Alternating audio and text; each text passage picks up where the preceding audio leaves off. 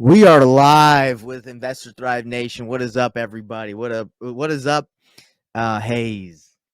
Hey, how you doing, everybody? Hayes knows Welcome the to the ways. show. Yeah, Hayes knows hey. the ways. He's like a Jedi. Yes, we know the ways to get the deals done. Guys, this is the deal analysis call that we do every Thursday, powered by BatchLeads. I don't have my BatchLeads hat on, but Sean does. Guys, if you don't know what this call is about, every week we hop on here and we run through scenarios using BatchLeads to comp properties to show people how to use it and how we use it in our business to make money continuously to get deals.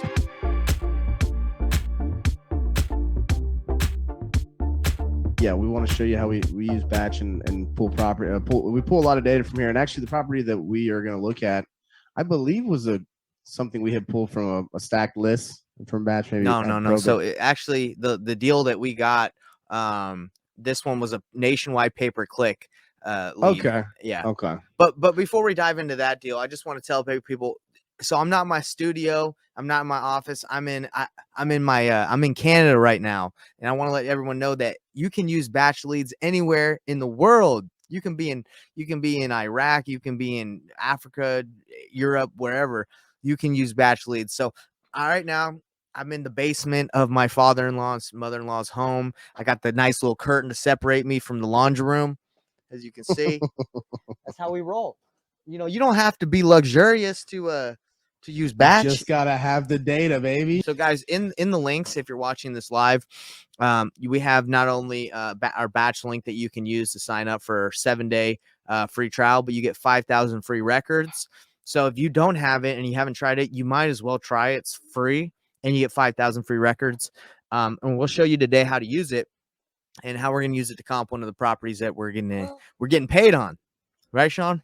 Yeah, exciting stuff. I was tightening up with a cramp here. Sorry for squirming, but this is an exciting deal, guys. That we're going to tell you about in just a second. That's right. So batch for life. Let's do it. BatchLeads. Cool. Last week, I think after our last batch call, one of my dispo guy says, "Hey Nate, you remember that deal that we had in Del Rio that didn't close because of probate and issues with ownership?" I'm like, "Yeah, the one that like we were going to close on and ended up just like disappearing because the attorney and the title company said it couldn't be done, that the ownership couldn't be transferred." And I was like, "Yeah, that one." And he's like, "Yeah, that's the one. It's closing next week." And I'm like, "What? Are you serious? That deal's closing next week? The one that I thought was done for and everyone thought was done for in the company." And Yeah, that was a lost cause. yeah, we thought it was a lost cause. But hey, guys, dreams don't come true overnight sometimes, sometimes they do. But except for when you wet your bed. so this one actually, guys, this deal was pretty sweet because we had completely forgot about it. My dispo guy, this is how it happened. My dispo guy, we had put in some earnest money down at this title company. And we had forgot about it. So he reached out to the title company and was like, "Hey guys, can we get our earnest money back since this deal never closed?" And the title company's like, "Hey, glad you reached out to us. We're about to reach out to you. This deal, we got everything figured out with the paperwork and the attorney got us all the information. We're going to close on it." So unbelievable. So we're still getting paid on it. I think we're going to make $15,000 on it. And then we have to pay the agent that brought the buyer that we worked with an agent to find the end buyer. We're paying her $2,000. So we're going to make about 13. But, the cool thing about this, guys, is, we just forgot about it. I mean, I didn't think anything of this deal. So this happens. If you get deals, you do the right paperwork, you send them the title, you do everything ready, and there's issues with, title, they can come back. Just, make sure to, check in on them sometimes. That's right. Follow up when you got the good data. Follow up is strong, but also on the backside, right? You got to follow up with title companies and some of your buyers, whatever the case. Got to follow up. That's right. So take it away, Sean. I wanted to just show you guys. So thanks, Nate, for updating us. So I just wanted to show you guys the paperwork here. I mean, this is you can see right here, 4/5/21. Yeah, it's 500 over a year ago. Crazy. Over a year ago, and we actually had to extend this closing because this was we weren't even. I don't think we even found out that. I don't think we lost hope in this deal until about mid-July. We were every week we're like, what's going on with this one? I think it may even gone to August, and then at some point we were just like, this one's never gonna Yeah, happen, and guys. we were assured by we were assured that it would be fine by the attorney, and everyone's, oh, it'll work, it'll go through, just be patient. And then after a couple months, like you said, we're like, I even think they told us like, hey, this can't be done. This is going to go to auction, or this the ownership is can't be transferred. The state's going to take it, or whatever. The city's going to take it.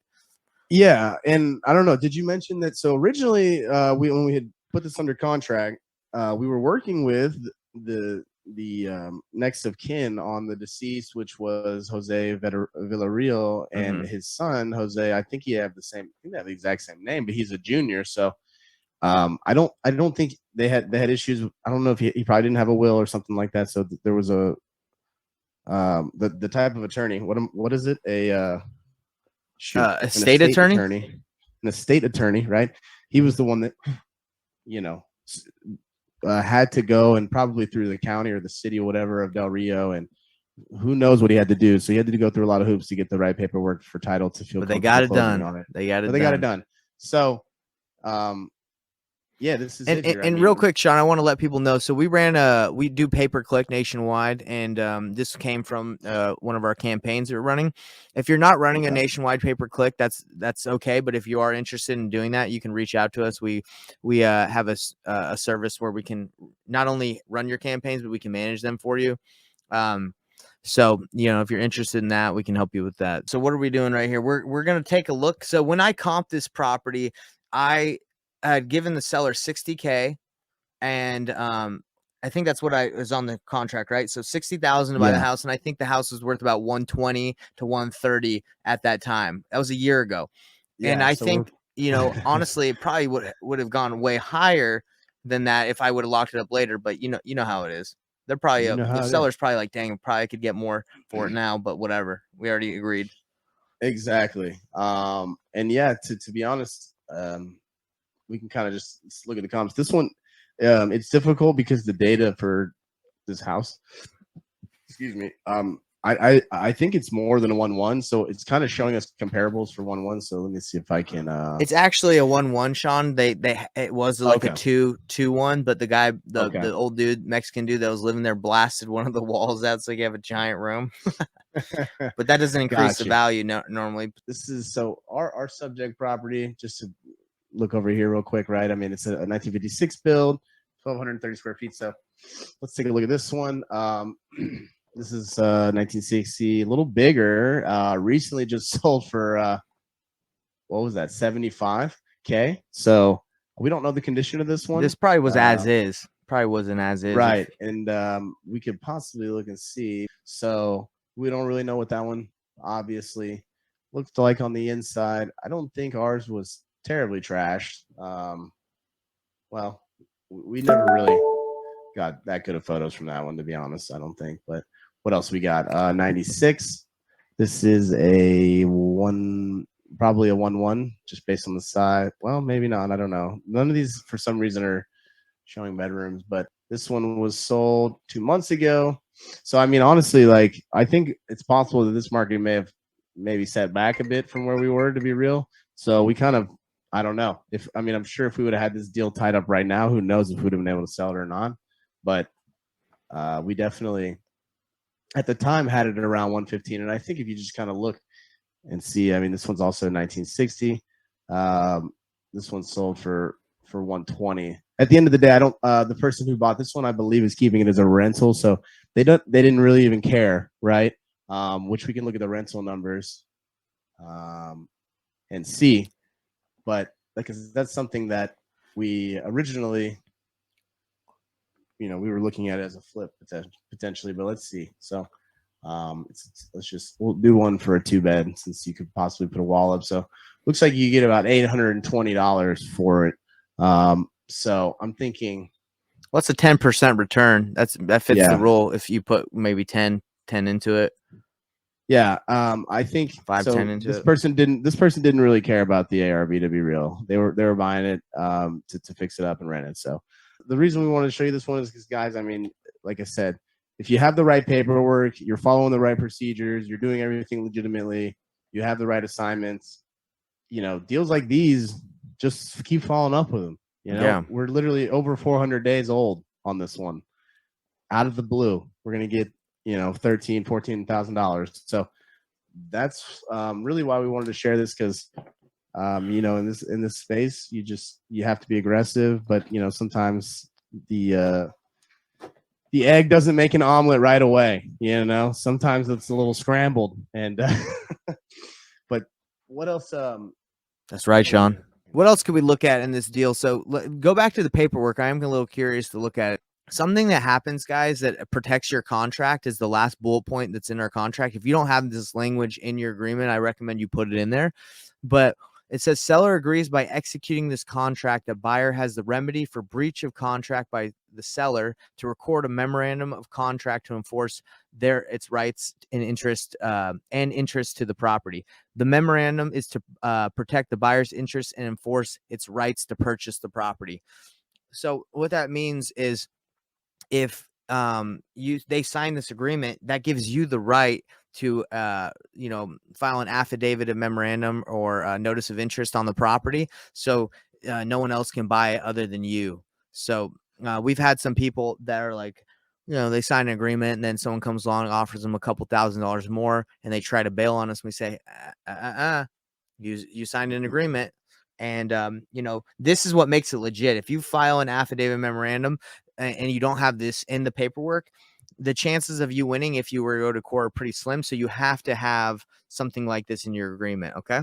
Disclaimer for that is, don't file affidavit of memorandums on properties that you don't have a buyer for, or that you are not willing to you're not willing to close on. Because if you do go to court, someone sues you, the remedy for the judge is going to be, okay, great, go ahead and perform. You said you're going to buy it. Well, hey, I can't. Then they're like, well, I'm sure you probably have like damages or whatever for tying up their property. So real quick, 100%. Another thing is 16.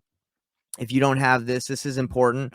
Buyers and investor and purchases properties with the intent to lease, resell, or otherwise make a profit. Seller acknowledges that the purchase price may be less than market value and is willing to sell it as such for convenience, saving time, lack of funds to renovate, and or other personal reasons. Buyer has not made seller any representations or promises as to the value of the property and its as is condition.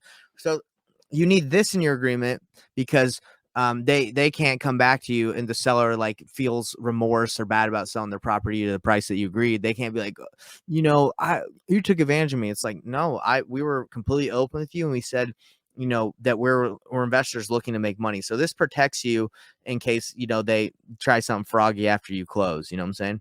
100%. Let's kind of recap what we talked about today, Sean. We had this deal, got it for $60,000, got it from a pay-per-click nationwide campaign. I locked it up on the phone, never saw the house. The seller was in San Antonio, so they didn't even live there. So I had to get an agent to go there and take pictures for me, and locked it up. It had issues with probate or something like that, because the lady that was selling it and her husband, they weren't actually on title because their father passed away. So they had an attorney, and we signed the agreement saying, hey, once that's all done through, we're gonna buy it. Took it to title and the attorney were like, hey, this thing's not going to be able to make it happen like in time. I'm sure the city or the state will take it back. I think you're going to lose it. We were bummed. My our dispo manager called about a couple weeks ago and said, hey guys, can we have our earnest money back? We forgot, when we had opened up title with this property, we left our earnest money, and they said, hey, you're in luck. Property's about to close. Ready to close. Yeah, guys, and great recap. Thank you, BatchLeads. Anyway, guys, thanks for that, Sean. And like I said, if anyone needs anything, click on the links below. Sign up for Batch. 5,000 free records that come with the 7-day free trial. If you don't try it, I mean, I don't know why you wouldn't. Like I said, it's free, and it's a service that we use. I think every serious real estate investor uses it. I know PropStream is something that people use as well. We mainly use Batch now. We have both, but we use Batch more because it can text, pull the list. It's user friendly. We like it a little bit more. But anyway, guys, I hope this call was helpful. And let me give a word of encouragement to Dalton and anybody else out there. All it takes is, the consistent follow up, getting a hold of that seller that has a property they want to sell, and then getting a contract. I mean, it's not too crazy. I think people overcomplicate this business. It's if you're not getting deals, you're not talking to enough people. That's just how it is. I mean, you're going to find that motivated seller, that someone that wants to sell their property as is. You just got to make enough calls. And if you're wondering, well, how do I find these people? Data provided by BatchLeads. No data, no deals. No data, no deals. Go get yourself some batch 5,000 free records. 5,000 records. Skip them, get them done. Nate's got a link. Don't wait. Today's your day to be great. Thank you guys. Thank you, Batch. See you guys. Have a great day. Bye.